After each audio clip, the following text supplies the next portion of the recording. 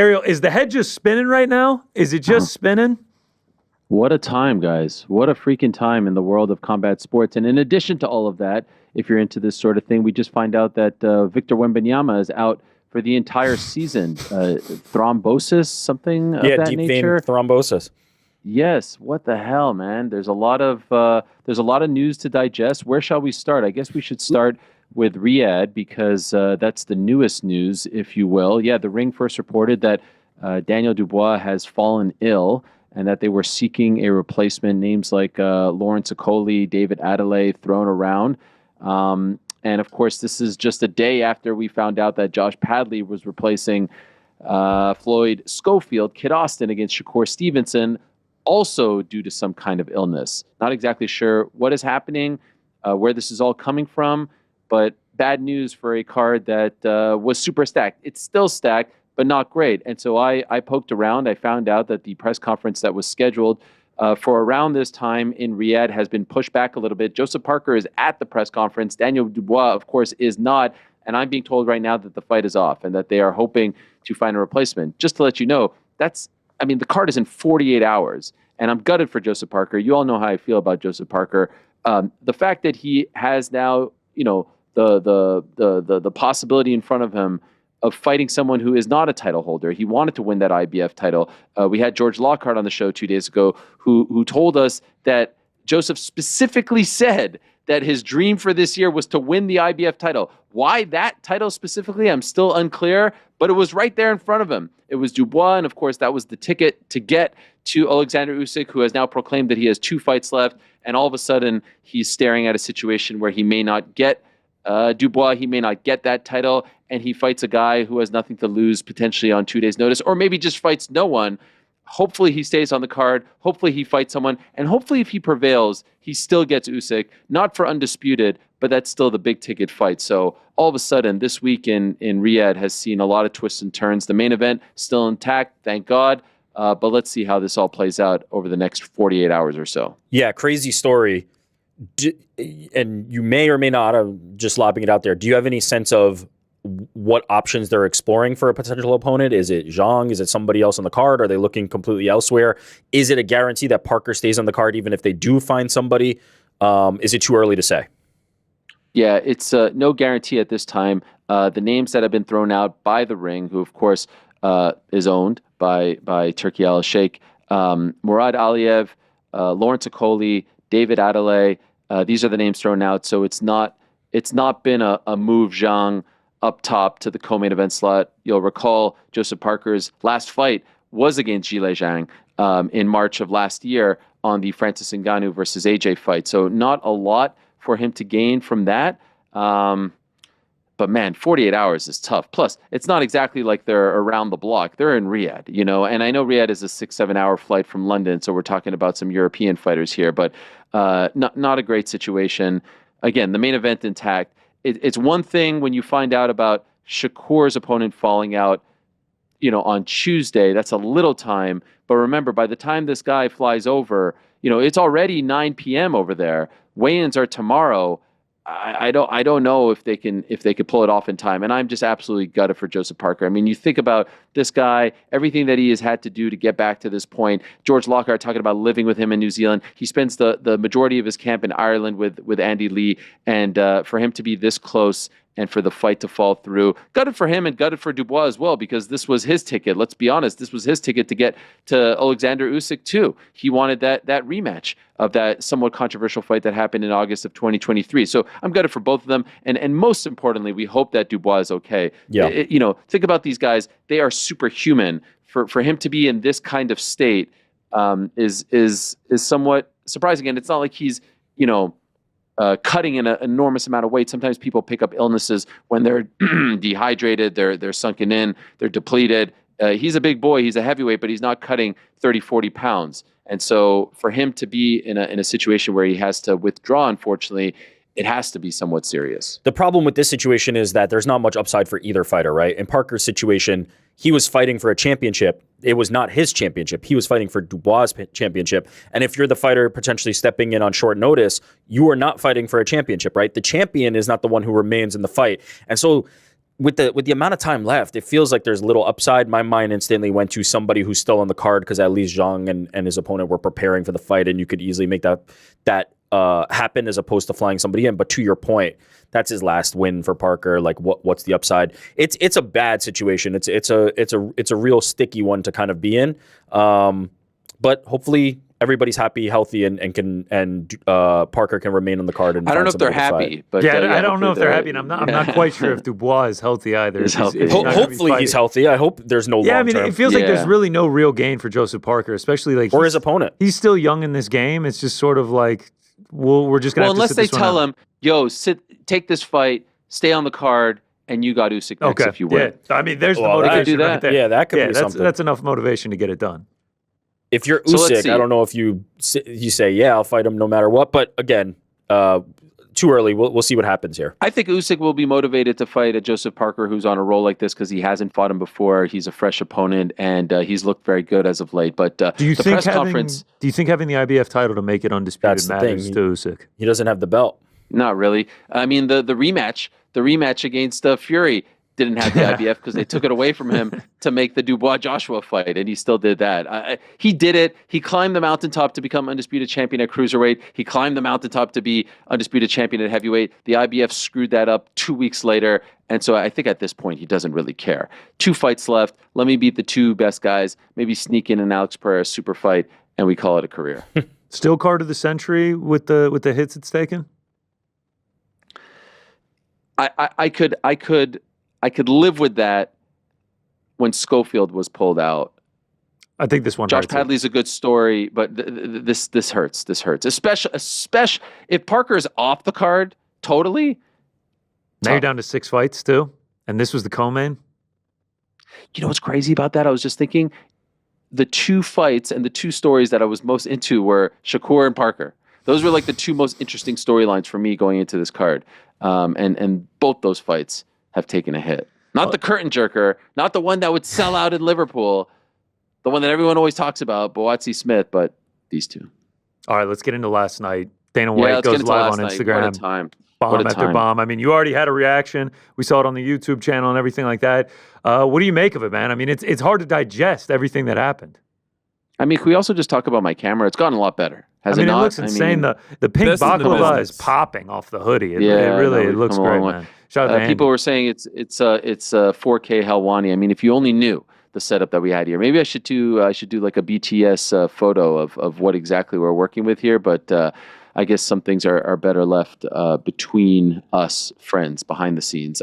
Yes, crazy time. If I could just give you my POV, we get the tweet, we get the teaser, then we get the announcement that an announcement is coming, and then we're kind of in the no man's land. And if I'm being honest, Wednesday nights, I'm pretty tired. We've just done 4 shows in the span of 3 days. Try to get to bed a little early, and now I'm just sitting around. There was once a time where I'd be digging and trying to break some news here. This is the bat signal, but I'm older and I guess a little different, wired differently these days. So then I wonder, do you take the shower? Do you not take the shower? Of course you take the shower. You come out of the shower and it all pops off. And so you've run down all the news, and there's so many different permutations here. I think that we would all agree that the top story, the lead, if you will, is that Ilia Topuria is no longer the UFC featherweight champion. Now, you can technically say he's the featherweight champion up until April 12th. That's what they like to say, right? Up until, the fight starts, he's the featherweight champ, which is fine. I could live with that. But technically, the next time he fights won't be as a featherweight, and it won't be defending that title. As you mentioned, it's Volkanovski versus Diego Lopes, and it's crazy. We were just talking on the show yesterday.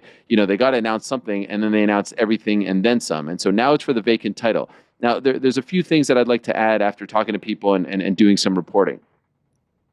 The big question is, why couldn't he have just kept the belt? We've seen this, right? We've seen it with Volk. Volk moved up to 155 to fight Islam Makhachev, and he kept the belt. He kept the belt twice. He didn't have to give it up. Well, 2 things were working against Ilia Topuria. Actually, I'll say 3 things. Number 1, my understanding is the UFC isn't a fan of this right now. They're not a huge fan of champion versus champion, and one guy keeps the belt. If only because they got a lot of pay-per-views to fill. They're trying to put on, the most stacked cards with the most title fights, and they don't like holding up divisions. That has often been their stance, but I'm told as of late, unless it's like an incredible circumstance, they're not a huge fan of it. Witness Pereira talk of moving up to fight John Jones. Dana White not so into that unless he vacates. That's number one. Number two, they needed a main event for Miami, and Miami's in April in 2 months, and if he's going to fight, if Topuria is going to fight in June or later in the year in October, what are you doing in Miami? You're going to headline it with an interim title fight. Doesn't quite have the same panache, and so that was working against him. And number three, which has been confirmed today by his manager Malki Kawa, the weight cuts were getting really hard. The weight cuts were really getting hard. He's fought at 155. He's scored wins at 155, and he just wants to fight at 155. And so I think some of us owe Ilia Topuria an apology, because I think when he was talking about this a month or two ago, we were like, come on, man, you only defended the title once. There are still some fights out there. There's the rematch against Volkanovski. There's a Diego Lopes fight. On and on it goes. You're not going to really move up. You're not going to vacate the title. And he was telling the truth. He's moving up and he's vacating the title. And so the plan is for him to fight Islam Makhachev later this year. There's a hope that it could happen as soon as International Fight Week. That's not 100%. That's probably the reason why they didn't announce it yesterday. It could happen later in the year. There's a ton more pay-per-views post-June. What is it, the 28th? There's one in mid to late July. Then there's August. And, of course, there's Abu Dhabi in October. It feels International Fight Week worthy, if you ask me. This feels like a gigantic fight, a super fight, a featherweight champion moving up to fight the best lightweight in the world, and in many people's eyes, the pound-for-pound best. But all those reasons are why he is technically no longer the featherweight champion right now. I kind of wish from a promotional standpoint we were getting champion versus champion. It just looks better.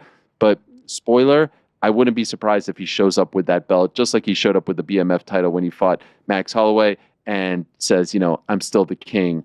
No one took this from me. Yeah, this is a pretty unique circumstance. So I want to dive a little bit deeper on that. It's not often we see the champion not able to defend their belt because they can no longer kind of compete in that weight class, right? Often, as you've said, the champion has ambitions to be a double champion, wants to go up, wants to maintain the belt. Volkanovski, we saw hold on to the belt and come back down. What is the sense on why Ilia Topuria months ago was able to make the weight and defend his title and now is no longer? In essence, because he had to. He had to make the weight to fight Josh Emmett to get to the title fight. He had to make the weight when he fought for the belt, and he had to make the weight when he had the Max Holloway, gigantic fight right in front of him. But in his mind, he doesn't have to make the weight anymore. He's been there, done that, and there are potentially bigger fights. You can make a very strong case, as much as I love Alex Volkanovski, that for him, the bigger fight is Islam Makhachev, right? There's a back and forth, there's a history, and Makhachev has looked so good as of late. And so I don't think that motivation to kill himself, you know what I mean, to deplete himself, to cut massive amount of weight on fight week and all that stuff, I don't think it's there anymore. And so there's a massive fight. And can I be honest with you guys, as much as I'm kind of bummed for Volk, I have so many mixed emotions with all these announcements. Bummed for Volk, happy he's still getting a title fight, happy for Diego Lopes, what a story. Excited for Ilia Topuria, excited for the opportunity. And if I'm being honest, Ilia versus Islam interests me a lot more right now than Islam versus Charles too. Am I crazy? No. We saw it. I don't think we were going to see a different result. This is fresh. This is fun. This feels special. It's very fresh. It's very fun. I am with you just with how good Islam is and how good he's looked in his recent fights. I'm not, super hyped for the Charles Oliveira fight. And now I'm just curious just to see how far Ilia can take this, because in my opinion, and maybe this is a good question for both y'all, I've seen some people throw out like the injected into my veins and it's Topuria and Dustin Poirier, or some people threw out, true number one contender against Arman. No. I feel like if he's going up, he is doing this to fight Islam Makhachev, and there is no other option for Ilia Topuria. He's proven, he's undefeated, he's a top 5 pound-for-pound fighter right now. The fight is Islam. 100%. You think this dude is vacating his title and all the perks that come with that to fight a number one contender fight? There is no chance. On the other end of that, if you're a Dustin Poirier fan, do we really want to see that? Do we really want to see this man kill a third legend potentially? He knocks out Alexander Volkanovski, knocks out Max Holloway, goes and knocks out Dustin Poirier too? Like, he can't keep getting away with this. Give him Islam. Give it for the 155 title. Also, I've never specifically asked him this, and I don't know if anyone else has, but, Arman representing Georgia, I don't know how much he would love to fight an Arman Tsarukyan perhaps for a belt. Let's see. But there is no way, and quite frankly, like, he deserves a lot of praise. Historically, the champ doesn't give up the belt when he moves up. Historically, the champ keeps that belt, dating back to the likes of BJ Penn moving up to 170 at UFC 94. He kept his 55-pound belt. Volkanovski kept his belt. Now, the Conor situation was a little different. He was essentially forced to give it up because they just needed something. But they let him keep it for a very, very long time before taking it away from him. So the point is, he deserves a lot of credit. He moves up and fights Islam, and if it doesn't go his way, and of course it can, I don't know what the odds are, but Islam is that damn good, he's now left beltless. He doesn't have that security blanket, and I think that just ups the stakes going into this fight. Yeah, I think it increases the stakes, and it speaks to what he believes are his chances, right? Because to the point that you've made, and I've kind of danced around as well, holding onto that belt gives you that security. It gives you that fallback. It gives you that blanket. It gives you that soft landing if you are unsuccessful in your attempt at moving up.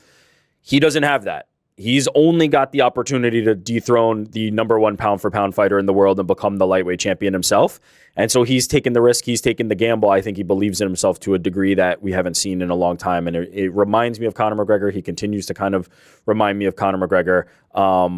But yeah, I think he deserves credit, to your point, for not trying to have that kind of like fallback plan. Now, at the same time, I do wonder if the UFC would have even given him the opportunity at an Islam, right? If he still held that belt. It sounds like, to what you're saying, they're not really interested in those types of fights at the moment. So I think it was almost like these things all aligned at the same time for him to go up and potentially face Islam. But yeah, I'm with you and GC. I don't want to see him against a contender. It just doesn't make any sense. There's no reason to give up the belt at that point. People throwing it out. It's just I just don't understand it at all. I mean, this guy is a massive superstar. He is one of the biggest superstars that the UFC has. You could just go fight Volk instead. He's a top 5 pound for pound. Right. You could just go fight Volk instead of a Poirier. Someone threw out to me Gamrot. I was like, man, I'm going to stop watching UFC. Are you out of your mind? If they do Ilia Gamrot, like, you can't actually be serious with that suggestion.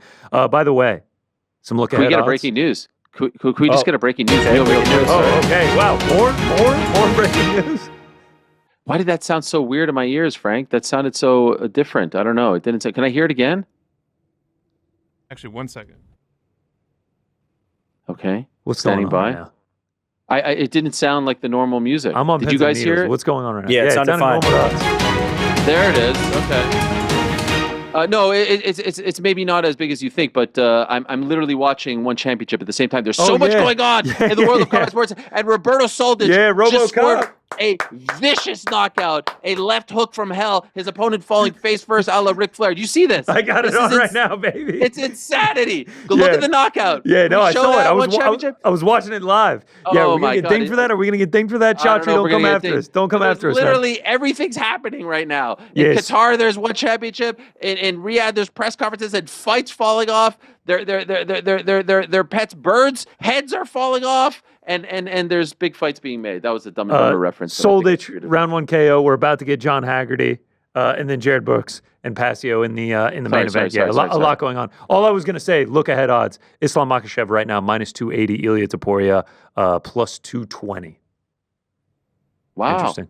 What do you think of that? I don't know. Value on Islam. I was gonna say. Oh, value on Islam. Yeah. I was gonna say. Big time. You give me big plus money on Ilia Topuria. I'm gonna have a hard time not taking it. Could not be more opposite direction. I don't think he has a chance in hell. What was the interview where he came out and he was just like, no one's ever submitted him? I'll be the first to submit him. He was like, I'm going to be the first to knock out Max Holloway. There just has to get to a point where you just believe what he says he's going to do. Oh, I've seen this in practice when it came to Mr. Conor McGregor. But yeah, it's just you see him standing next to Max Holloway, and it gives you a pretty clear indication of how outgunned he is going to be standing next to Islam Makhachev. Is Ilia Topuria Islam Makhachev the biggest fight you can make outside of a Conor McGregor or Jones Aspinall? Oh, I wasn't even thinking Conor at this point, if I'm being 100% honest. But what a fallback plan, right? If they can't get Jones Aspinall, and the clock is certainly ticking, I mean, I'm not going to say it's Jones Aspinall-esque, but it's pretty damn big. I think about the press conferences, the buzz, like the heat between them, the story of the guy moving up. I have been jonesing for something like this. I feel like, you know, we've kind of been going through the motions, maybe because everything has just been so kind of, what made yesterday fun is that I feel like it was just like, okay, we know that this guy's next for this guy and this guy's next. And there was no like, oh shit moments. Armin pulling out was oh shit, but it was like a bad kind of oh shit. This was like, oh shit, X, Y, and Z happened. It felt not to be the old guy, but it felt very old school. Like it felt like we had seen these back in the day, and it's been a while since we got an avalanche of news like this. So yes, all to say, I think it's a pretty damn good backup plan. Do you not agree? No, I love it. It's a great plan. For International Fight Week, that feels like an International Fight Week fight. And I understand that in the official rankings, they're not 1 and 2 pound for pound. And Ilia technically won't have the belt at that point. But it's just like the names that these provide, the star power, the skill, everything that goes into it. This is like, this might be Jones and Aspinall. This is 1-2. Jones, Aspinall, Ilia, Islam. It's right there for me. I absolutely love it. I think it's perfect for International Fight Week. It's a fantastic plan. But is there a potential monkey wrench in the plan? Ooh, tell me. And that monkey wrench being one Islam Makhachev, who just recently said about Ilia Topuria, I'm not going to give Ilia Topuria a chance right away. He didn't do all the work he had to do in his weight class. Ariel, do you believe that there's any potential for Islam Makhachev to refuse this fight, to shut this down, or are we operating under the assumption that Ilia would not have done this without some assurances? Hey there, sorry to interrupt. Just want to remind you, if you haven't already, please do hit that subscribe button. We would appreciate it very much. And while you're at it, give us a thumbs up too. You know, we've got live shows, interviews, clips, and a whole lot more going on this here channel. All right, now back to the show. The UFC really likes Ilia Topuria.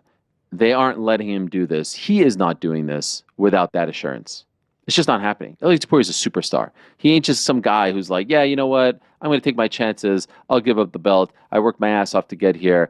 And then Islam's going to be like, thanks, but no thanks. And by the way, if I'm Islam, I'm saying yes to this fight. And I know that he has had to now fight the featherweight champion if this comes to fruition 3 times. He does deserve that opportunity to make his own kind of history, if you will, by moving up. I think he's been a good soldier.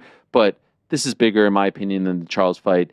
And it's an opportunity for him to headline a big show. If it is on International Fight Week, if it's not, it's still going to be massive. It's going to be one of the biggest fights of the year as far as MMA is concerned. So, no.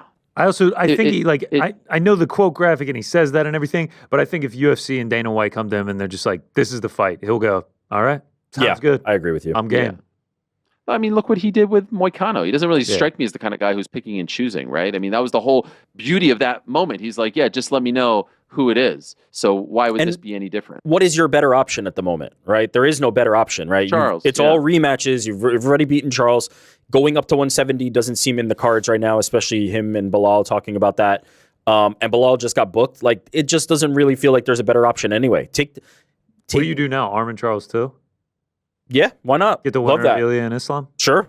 Totally down. Don't hate it. Don't hate it. Yeah. There's a lot of different directions. Can we talk about the 170-pound division? Because that was the other side of this. You mentioned Belal, and my understanding is this has kind of been in the works for about 2 to 3 weeks. And by the way, kudos to everyone involved. They kept this very much under their hat. But around Friday of last week, I started to catch wind of the fact that something was up. And I alluded to it a couple of times on the show. I'm not trying to take credit for this at all. This is not one of those things. But I'm just letting you know how long ago this has been in the works. And so basically, they found out that Shavkat can't fight in May.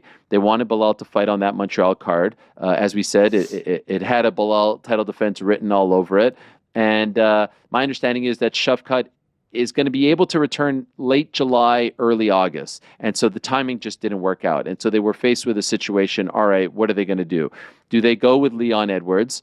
That would be a trilogy fight. They weren't happy with the last fight, and they didn't feel like it warranted an immediate rematch. Plus, you don't want to take Leon Edwards away from London.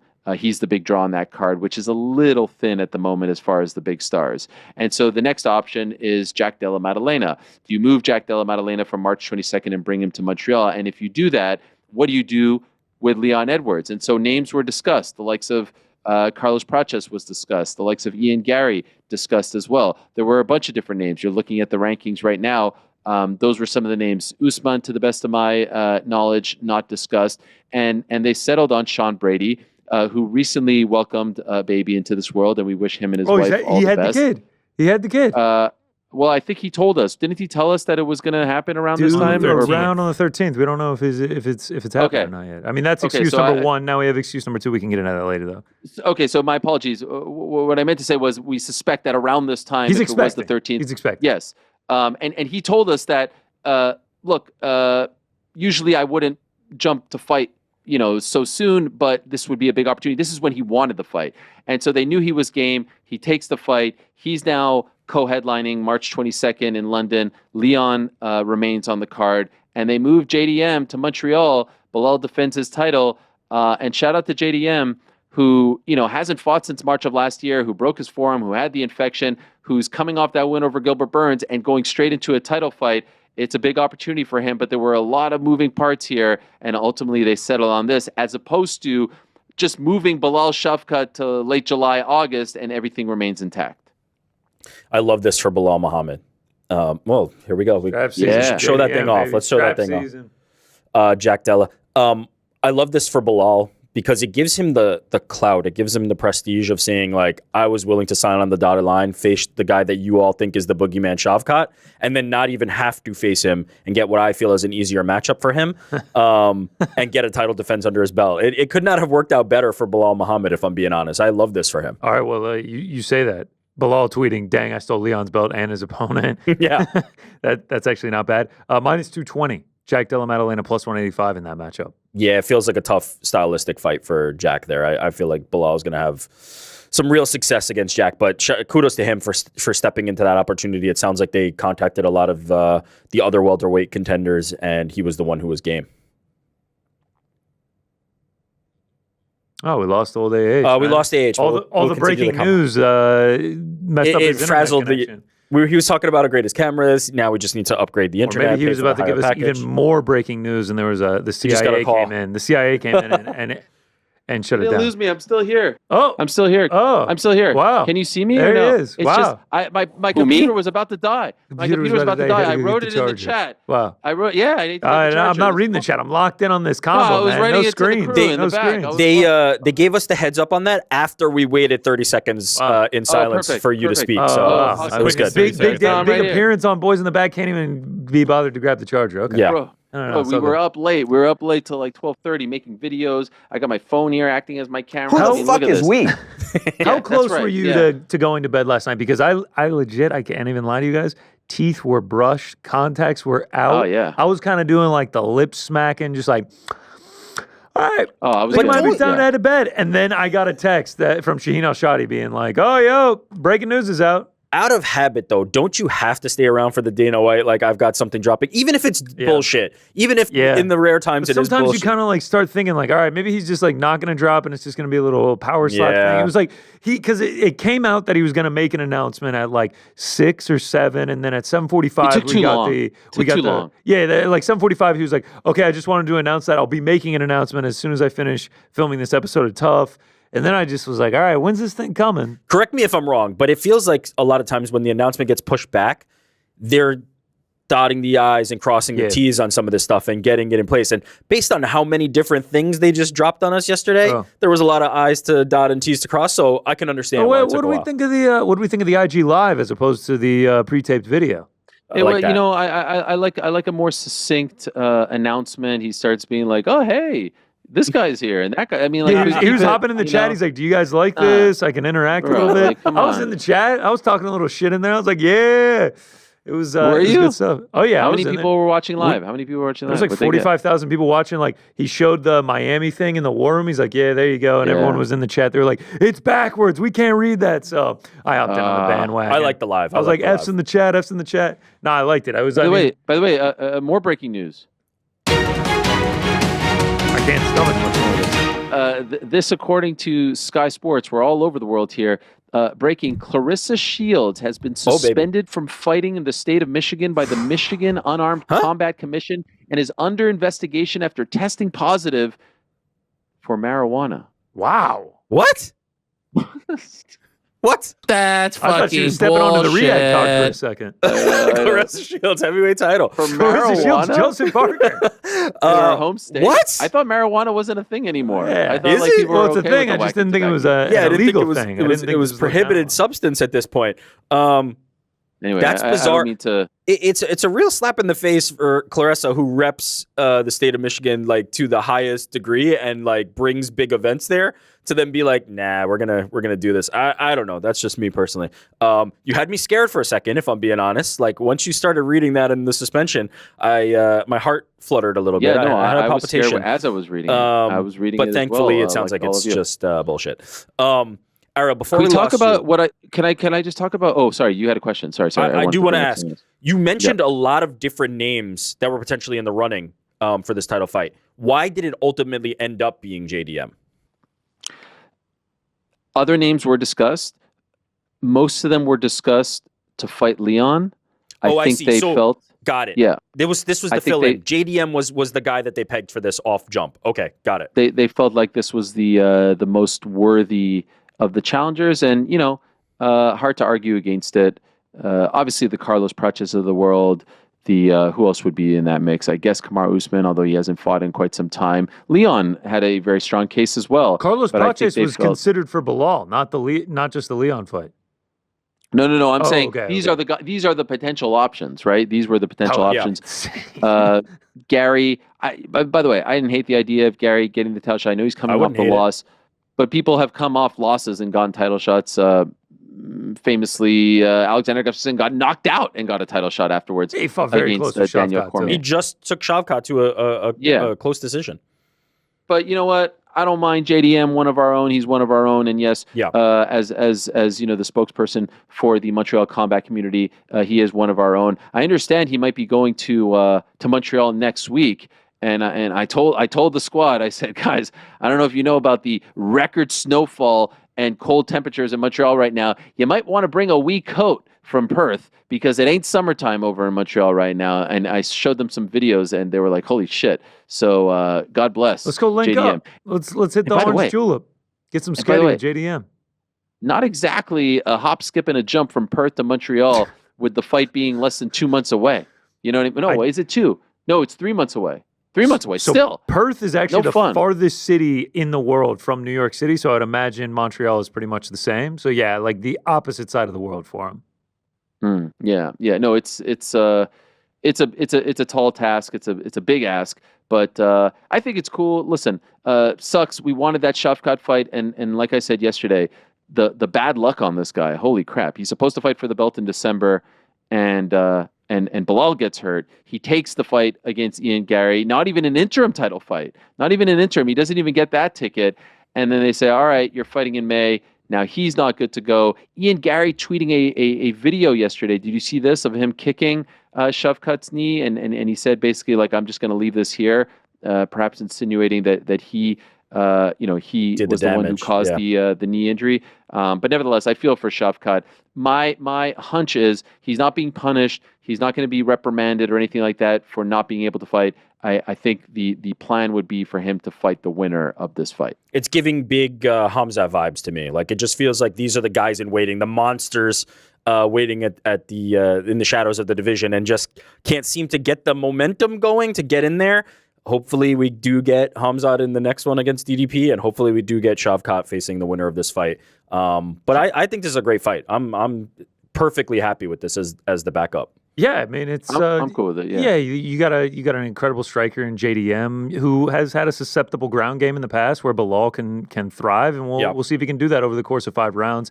It would be fascinating. I mean, JDM about to lose to Gilbert Burns is able to get out of the grappling position and get a finish with a huge knee. Like it's like he's that close to losing, and now he's fighting for a title in the very next fight. It's crazy how this game works. It's all about just availability and timing. Yeah, Ariel, before I interrupted with that question, you were about to say something that seemed important. I was just going to say the one that is like, what can I equate it to? The one that's just like comfort food. The one that's just like, a fun time on a Saturday night is Michael Chandler versus Paddy Pimblett. Like, I don't even know how to describe Michael Chandler versus Paddy Pimblett, but that is just fun. It is extremely fun. I actually think the matchmaking is brilliant. It's a chance for Chandler to get back on track. It's a somewhat righting of the wrong of the Conor situation. Paddy not on the level of Conor, but pretty damn famous. You can make the case top 10 most famous fighters in the UFC right now in the sport. So you get a win over Paddy. You're the guy who gives him his first loss in the UFC.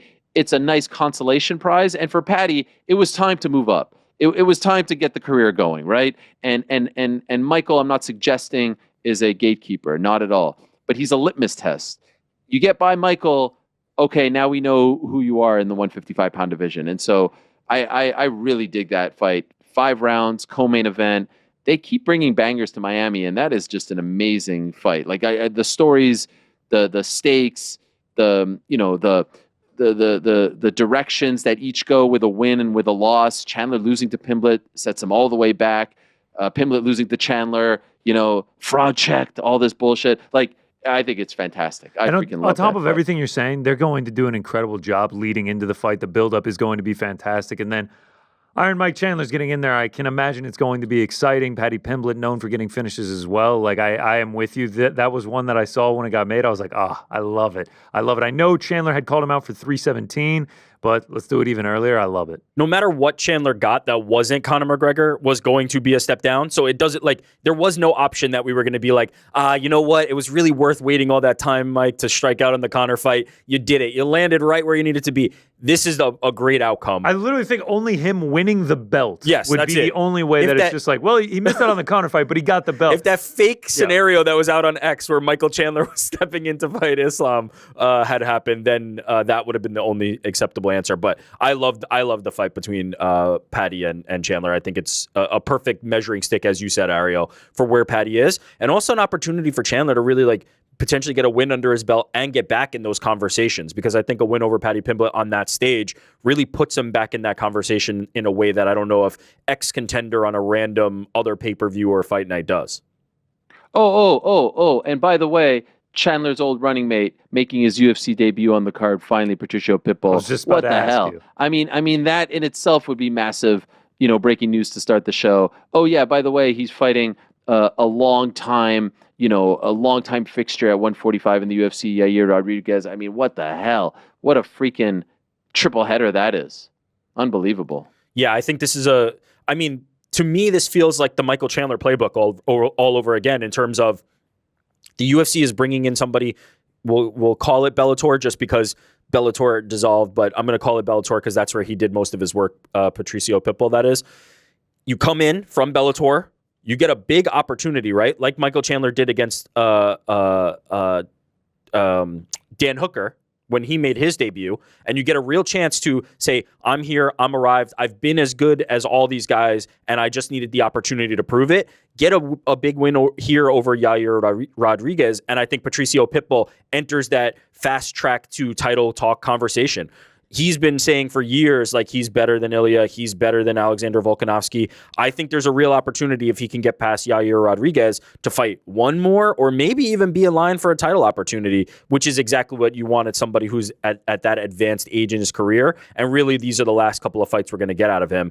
I'm excited about his debut, but I feel like this is the perfect kind of booking to really say, I'm here and I'm ready for a title opportunity. Yeah, and during all of this, like all this madness going on, like there had been a lot of speculations. Obviously, he begged to get out of PFL and Bellator. He tweeted last night, he said the official UFC offer, as an odd coincidence, only came in a couple hours ago. He said that 11:04 p.m. last night. So they really might have been dotting the I's and crossing the T's before Dana made that announcement. Oh, yeah. Well, I know that about several of the fights, if I'm being 100% honest. I had heard that they were talking about several opponents for him, and for whatever reason, those fights didn't get done. There was that report that came out, and he clarified that it was a reputable outlet, I believe, over in Japan, and the interview was just old. And when he said earlier in the day yesterday that he had not signed, it was in fact true. But then all of this came together rather quickly, all the moving pieces coming together, and by Wednesday evening, it was true. He was in.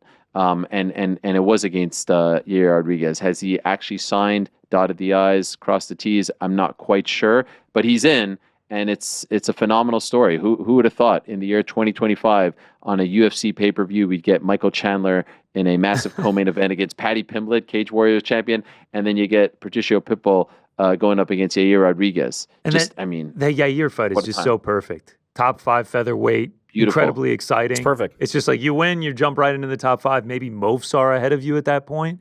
maybe loser of Lopes and Volk, but it's just like I wouldn't have a problem him getting a title shot off the win, dude. honestly. And it's going to be an exciting fight done too. enough. Like Yair always delivers. It's a perfect fight for him to join the UFC. There's really you can dissect, you can complain, oh wow, Ilia should have kept the belt, this, that. But overall, on the whole, like I give that package of news a 9 to 9.5 out of 10.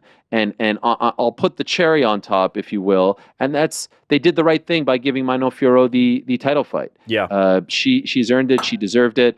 Dana White at the press conference in Sydney was really insinuating that they might go in the direction of Valentina versus Zhang Weili, or that they're interested. And perhaps what he was trying to say was that if she gets by her next fight, they'll do it because there's no real clear-cut, obvious person for Zhang. And I'm cool with that. Fly Zhang Weili if she's around. To beautiful Montreal. They'll show her a good time, sit in the front row, and she can fight the winner. And of course, if she fights Valentina, that's the one that we all want. But Fiorot has done the job. She has earned it. She's been sitting on the sidelines, patiently waiting, and it will be somewhat 14 or so months between fights for her. I'm really happy that she got the fight because she deserved it. She was the number one contender, in my opinion. Do you think with her being French, the people of Montreal are going to adopt her as their own?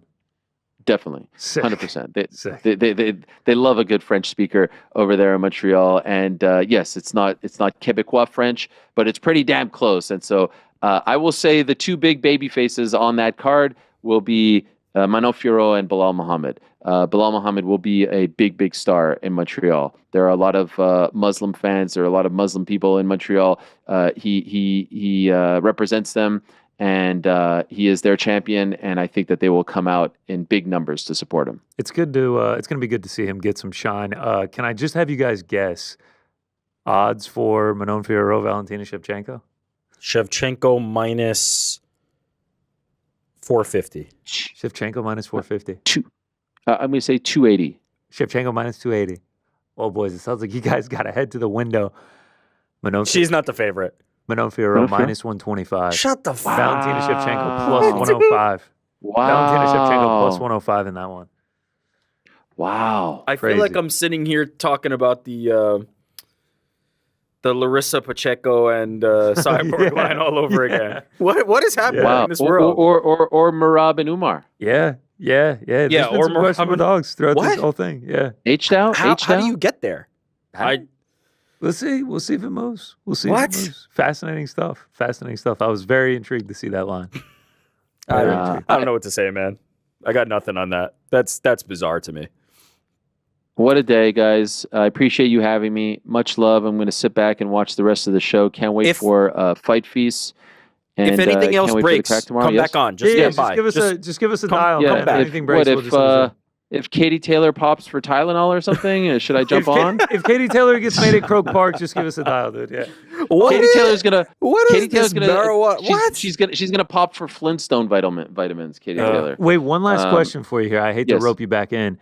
Our very own Shaheen Al-Shadi had a tweet regarding Ilia Topuria. If he's able to fight Islam Makhachev and get the win, would this be the greatest 3-fight winning streak in MMA history? I think he said. Ilia Topuria knocking out Alexander Volkanovski and Max Holloway, then jumping up a division and dethroning a prime Islam Makhachev would legitimately be the greatest 3-fight run in MMA history. Do you agree?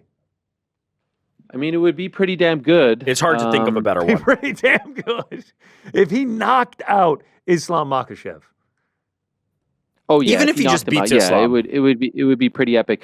I was thinking for a second the Conor run, but there was the Diaz loss. He loses to Nate in between. Yeah. And before that, it's Seaver, which doesn't because it's Aldo win, Diaz loss, then Diaz win, and then Alvarez masterclass. But the loss there in between screws it all up. And so yeah, I mean, Pereira's had good runs, but the opponents aren't quite as intense, name value, famous, legendary status. Don't have the stature. Yeah. So yeah, no, on the spot, it's up there. Certainly up there. I don't know if I'll brand it as definitively because there have been some great runs, obviously in the past, but I would say 100% up there, and he would cement himself as the biggest star in the sport, in my opinion. No doubt. In many respects, the face of the UFC and the freaking man. It's nearly certainly, like, I can't think of another one off the top of my head, and I don't think I will, just because of the status of at the time that he beat Volkanovski was still a top pound for pound fighter. Max Holloway was maybe not in the top 5, top 10, but he was floating around that range. And then you have Islam Makhachev, who's been the number 1 for this long. Like, things like that don't happen. And so it would be definitively the best 3-fight run. Like, then you'd have to go to Spain. We'd all be on I think you have to go to Spain anyway. But discussion for another day. Discussion for another day. That fight has to get booked first. He still has to win the fight. A long way to go before we're actually talking about that. Ariel, thanks so much for joining us, man. We really do appreciate it, brother. Great show, guys. Thank you. All right, man. Be easy. Thanks for watching this video. Before you go, if you haven't already, hit that subscribe button for us. Also, give us a thumbs up, leave a nice comment. These things go a long way. And while you're here, do check out the rest of the channel. We've got live shows and full interviews, clips, and a whole lot more. We're doing big things here, and we appreciate your support very much.